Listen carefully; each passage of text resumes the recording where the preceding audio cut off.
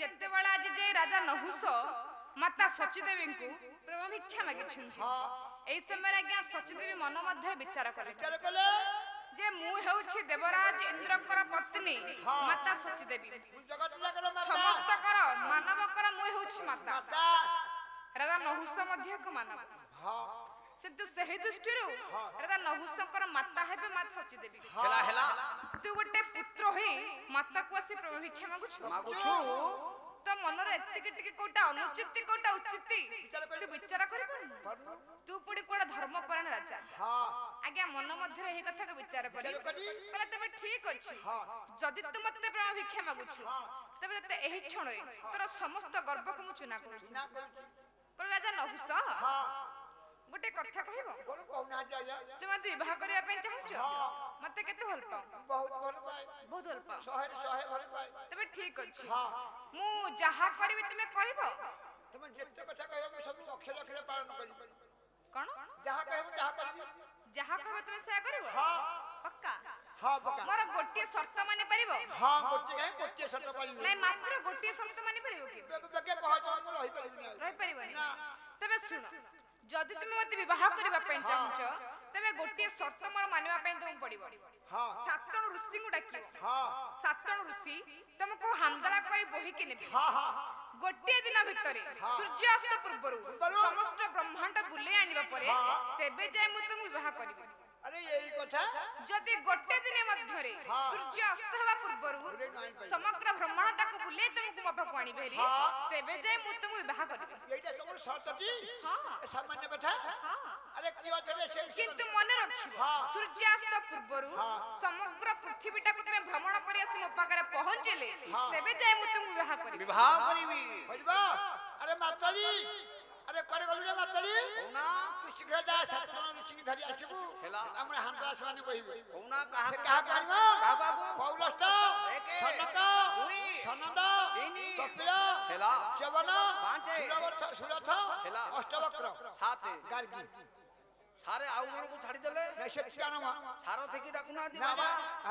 बाबा को डाकुना साथे बाबा ना हाथ जेल रे घणा कसु जेल रा आसले हेरी हां ये बहुत भल बात ये तो हां ये बहुत भल बात नै मु भल पाए तांको भल पाए रे मु ताकर माने प्रवचन कथा गुड मु पसंद करे जा भी कोनते निराट सत्य कथा कोन तेनो ता पसंद करे हां तेनो आगे एही समय रे आज सातण ऋषि आसी के निकट रे छिडा हले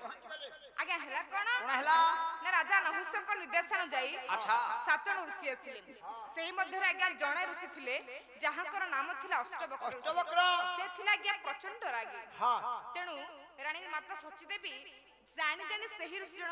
आनी थिले तना के हला कोन ना सातण ऋषि हांदला करी बही कि नेले आगे ब्रह्मांड आज अतिक्रम करूछंती सूर्यास्त भक आगे समय अछि अल्प समय अछि जते बेला आगे ब्रह्मांड अतिक्रम सरिनी एही समय आगे रागर जर्जरित होई आगे राजा नहुष अच्छा प्रहार करे अष्टवक्र ऋषि शपथ कहले सर्पताम एहार अर्थ आज्ञा होछि शीघ्र शीघ्र चली जाओ चलो किंतु अष्टवक्र ऋषि मन मध्यरे विचार कले जे सर्प भଳି मु चालुची जेहेतु मोहर नाम अष्टवक्र मु टिके बंके चालुची तेनु मते त परिहास करी कहउछंती जे सर्प भଳି मते परिहास कहउछंती तेनु संगे संगे आगे सवारी पालिका को तळे थोइ देले कहले जेउ सर्प कहि तू मते प्रहार करिछु सेई पाद विहीन अजगर सर्प होई तू 12 वर्ष पर्यंत बुलिबु 12 वर्ष पर्यंत बुलिला परे जेते बेला तोहर पुत्र ताहार राज्य रे एक नरमेध यज्ञटे करिवो तेबे जाई तू प्रेतर उद्धार पाइबो तना गया सहाय हला सही दिन थारु राजा नहुष कर मृत्यु हला गोटे अजगर साप होई सही दिन ठु से प्रेत होई बोलुछंती तना गया हला कोन आज समस्त वृत्तांत सुनिलो हस्तिना सम्राट जगत कहला तबे पिता ठीक अछि जेहेतु मु तुम्हर एक उत्तम पुत्रटी योग्य संतान एकमात्र पुत्रटी मु तुम्हर ते मु तुमको निश्चित भाबरे उद्धार करिबी तना गया एहा कहि आज मन मध्य रे एक कथा को विचार करूछु मु किपरि मो पिता को उद्धार करिबी सेना मु कहि दे आसिले किंतु उद्धार करबा कोन एते सहज एते शीघ्र मु उद्धार करि परिबी नाही गोटे मो राज्य रे नरमेध यज्ञटे करबा पई पड़िबो आज्ञा एही कथा को मन मध्य आगो चलिले विचार कर जते बडा आज्ञा गोटे पाद आगु को बढै छै देखिले कोन एक अद्भुत दृश्यटे देखिले देखिले आज्ञा देखिले कोन देखिले कानन मध्य रे କିଛି ଦୂର ପରେ ହାଉଲେ। ଆଗେ ଦେଖିଲେ କରୁସି ବର ଆରେ ଦେଖିଲେ କରୁଛି ବରରେ ଭଲା ଦେଖିଲେ କରୁଛି ବର ଆରେ ତପସ୍ୟା କରନ୍ତି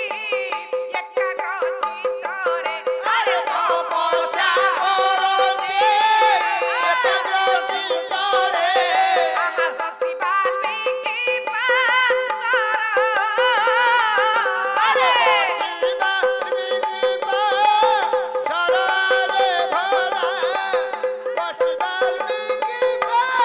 ସର ଯେତେବେଳେ ଆଜି ହସ୍ତିନାର ସମ୍ରାଟ ହେଲା। ଯଜାତିନର ସେ କିଛି ବାଟ ଯାଇଛନ୍ତି ଦେଖିଲେ? ଜଙ୍ଗଲ ମଧ୍ୟ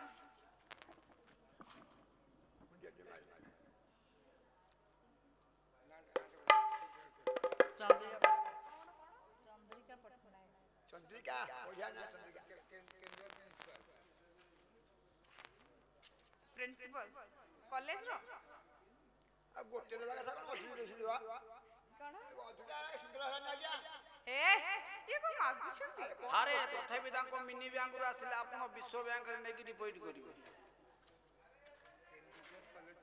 ଆଜ୍ଞା ପ୍ରିନ୍ସିପାଲଙ୍କୁ ଏଇଟା 50 ଟଙ୍କାରେ ସୁନ୍ଦର ହେଲାନି ଆହୁରି ଦେବେ ଆଉ 100 ଦିଅ ହଁ ହଉ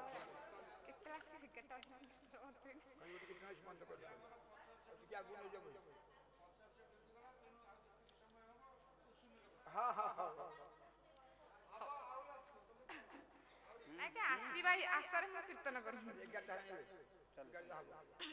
11ଟା ହେଲା ମାତ୍ର ଆରମ୍ଭ କରିଦେବେ କଲା ଭୁଜା ଚୂଡ଼ାମଣି ଯୁକ୍ତ ହଉ ଲଙ୍କା ମାରିଛ ମର୍ଦନ ହଁ ହଁ କଲା ବିଂଶାର୍ଧ କଦଳୀ ଚୈବ ଚୈବ। କଲା କୁବର୍ତ୍ତନ୍ତେ ମଙ୍ଗଳ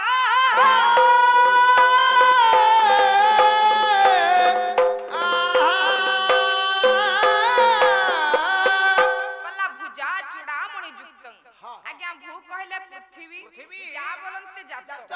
ପୃଥିବୀରୁ ଜାତ ଯାଇକି ଆଜ୍ଞା ମାତା ସୀତୟା ସୀତୟା। ତାଙ୍କର ଚୂଡ଼ାମଣି ସଦୃଶ ହେଉଛନ୍ତି ପ୍ରଭୁ ମର୍ଯ୍ୟାଦାମୟ ପୁରୁଷ ରାମ ଭଗବାନ ରାମ ଭଗବାନ କଲା ଲଙ୍କା ମାରିଛ ମର୍ଦନ ମର୍ଦନ। ଲଙ୍କାର ମାରିଛ ନାମକ ଅସୁରକୁ ଆଜ୍ଞା ଯେଉଁ ପ୍ରଭୁ ବଦ୍ଧ କରିଥିଲେ କରିଥିଲେ। ସେ ହେଉଛନ୍ତି ମୋ ପ୍ରଭୁ ମର୍ଯ୍ୟାଦାମୟ ପୁରୁଷ ରାମ ଭଗବାନ ରାମ ଭଗବାନ। କଲା ବିଂଶାର୍ଧ କଦଳୀ ଚୈବ ଆଜ୍ଞା ବିଂଶ କହିଲେ 20 କୋଡ଼ିଏ। ଅର୍ଧ କହିଲେ ଅଧା ଅଧା। ତା ଅର୍ଧ କେତେ 10 10 ହଁ। କ ଅର୍ଥ ଆଜ୍ଞା ମସ୍ତିଷ୍କ ଦଳୀୟ ଅର୍ଥ ଦଳନ କରିଥିଲେ ଦଳନ କରିଥିଲେ। 10 ଗୋଟି ମୁଣ୍ଡ ଥିବା ରାବଣକୁ ଆଚ୍ଛା। ଯେଉଁ ପ୍ରଭୁ ବଦ୍ଧ କରିଥିଲେ ବାବା। ସେହି ପ୍ରଭୁ ମର୍ଯ୍ୟାଦାମୟ ପୁରୁଷ ରାମ ଭଗବାନ ହେଲା। ଏବଂ ମାତା ସୀତୟା ସୀତୟା। ଏହି ମଞ୍ଚରେ ଉପବିଷ୍ଟ ହୋଇ ଏହି ଗ୍ରାମରେ ଉପବିଷ୍ଟ ହୋଇ ଏହି ଗ୍ରାମରୁ ଚୌର ଭୟ ଅଗ୍ନି ଭୟ ଦୂର କରିବା ସଙ୍ଗେ ସଙ୍ଗେ ଗ୍ରାମଭାଇ ବାସୀଙ୍କ ମନ ମଧ୍ୟରେ ହରିଭକ୍ତି ଜାଗ୍ରତ କରନ୍ତୁ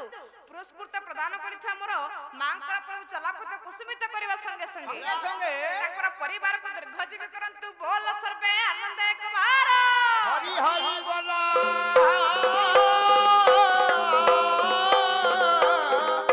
ଆହା ବାଇ ବର ଆରେ ବାଇ ବର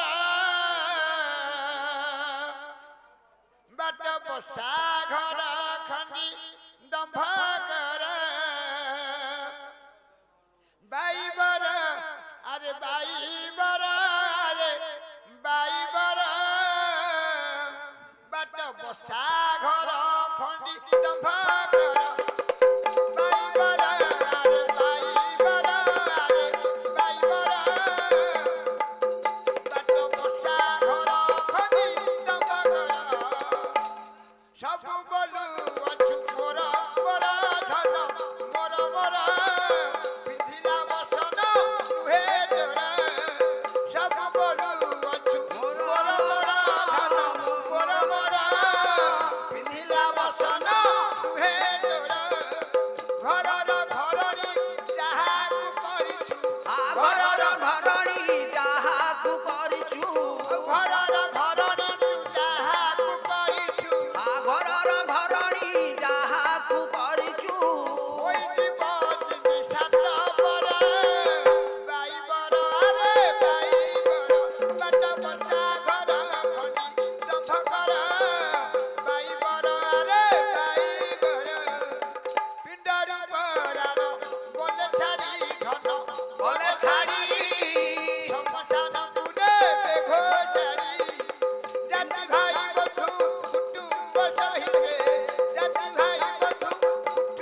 ସହି